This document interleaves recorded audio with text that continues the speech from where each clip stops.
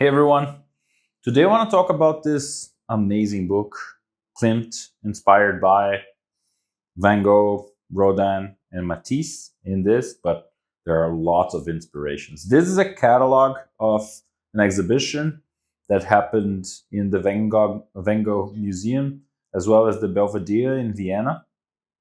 And I can't stress enough how interesting exhibition catalogs are. I'm in Brazil. I didn't have the opportunity to go to either of those exhibitions, so I can get a glimpse of how it went, as well as all the research material. Some things that when we are in the exhibition, we normally won't give it as much as attention, and we can go slowly and gain all the knowledge that the research the curators put in to really put all of this body of work together.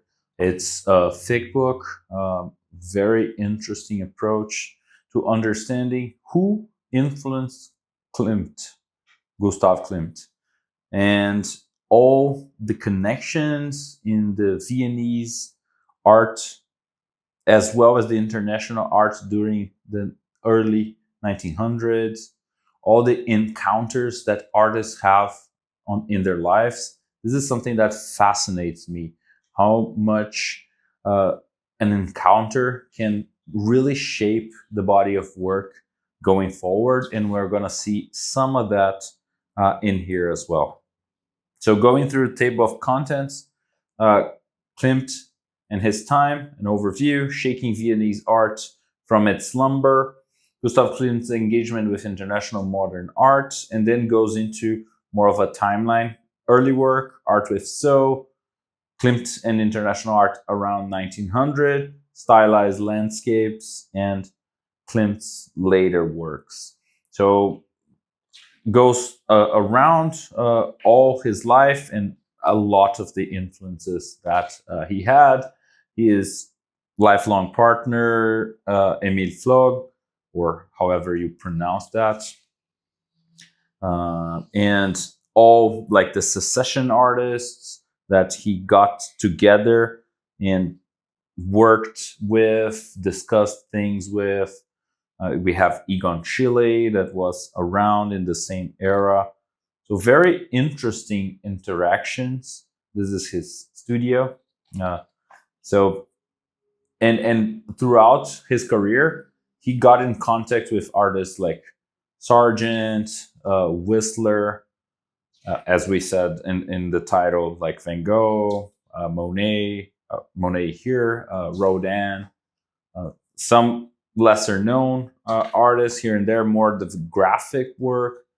I think this is Whistler again, Toulouse-Lautrec, and I think this is Matisse or Van Gogh, and all the influences throughout his life. And this is super, super interesting. Shaking the Viennese art. So the context where he was inserted, like Vienna in the 19th to 20th century crossing. It's very interesting. A lot of changes were happening in terms of architecture as well as artists exploring like the secession, as I said before. So understanding this helps understand his life and how his work changed throughout the years. I love seeing this in modern artists as well, but having a glimpse of, and of course, this really well researched material into his life is amazing. James Whistler, a lot of like Whistler influences.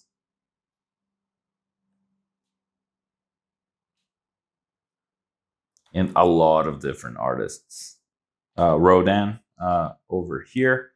So a lot of influence in his drawing as well, as we'll see in here. And you have some of Rodin's drawings on this side and Klimt's drawings in here. And you can see a lot of the similarities of the gesture, different like poses and so on. So it's very, very interesting to see. I didn't even know Rodin's drawings until I saw them here, and I'm super excited to learn more about them. Monet's influence. So it's a big overview of everything that we're going to see ahead as well when we dive deeper into that. And Cezanne, and even the color palette and that kind of exploration of more flat shapes is really interesting. His early works, and of course the influence of a lot of the academics, Cabanel. We're going to have all the murals that he did, influence from Almathadema, or I think it's Almathadema, how you say that. Like his study after Almathadema's work, uh, Lord Lytton, Frederick Lytton, and Gustav Klimt here. So a lot of the early on explorations were super inspired by these artists. Very realistic approach of historical scenes. This is Almathadema again, Lord Lytton. I love this piece. It's so beautiful. Art with Soul. So Klimt's fascination for inner beauty. A lot of different explorations, trying to get a little away from all the academic fuss.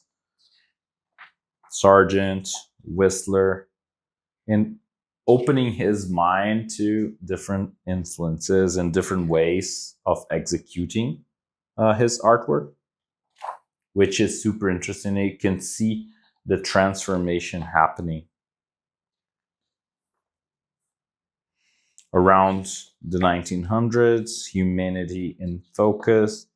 These works were lost, I think, in World War II, unfortunately, or destroyed by fire in 1945. You can see in there. Rodin, once again, influence. Direct influence from Rodin. Jan Turup. I didn't know this work, but you can see a lot of similarities in there, which is super interesting, especially if you go to the Beethoven frieze. This is beautiful. I had the opportunity of seeing it in person. It's just beautiful. A lot of other influences of artists. George Mean, or however you pronounce that. If you know, please let me know in the comments. If I'm butchering it. More of Klimt's drawings. I love his drawings. I have a book just on his drawings and watercolors. I'll bring a review to the channel at some point. More and more work. Around this time, 1909 and 1908 and 09, he was working on The Kiss. This is beautiful, like how simple it is. Just one line or few lines. I love this influence of Aubrey Beardsley. More Japanese influence, and how much it got into his work and some of the shapes and contrasts. It's so great to see where these artists are borrowing things from as well and putting into his own work. So the landscapes, as we said before, a lot of like Monet and Impressionism, but also going into more post-Impressionism, Van Gogh, Céreau, and the pointillism kind of approach, and getting a lot of that into his work, especially like the flowers and very detailed pieces where you can get almost that pointillist approach. Van Gogh and his direct influence. And the later works, way more influenced by Matisse, Gauguin, and all the post-impressionist modern artists, and how disruptive they were being with colors. You can see a lot of like Matisse and Gauguin influence in the palettes in here. Way less muted colors than he used to do. Lautrec influence on his drawing work. I love this, the simplicity of this. And you can see the same influence from Lautrec in here, and Manet as well. You start seeing Manet's work being very influential. Matisse, once again. Oh, this is Kees van Dongen. And yeah, that's pretty much it. Once again, I love exhibition catalogs. I'll put some in the description, but this is definitely one that I like the most, and that I really envy the people that were able to attend. If you did, please share in the comments your experience. It would be nice to know. Other than that, I hope you're as inspired as myself. Grab a copy of this book, study it thoroughly, and it will definitely influence your work. Have great studies, take care, and we'll definitely catch up on other videos. Bye.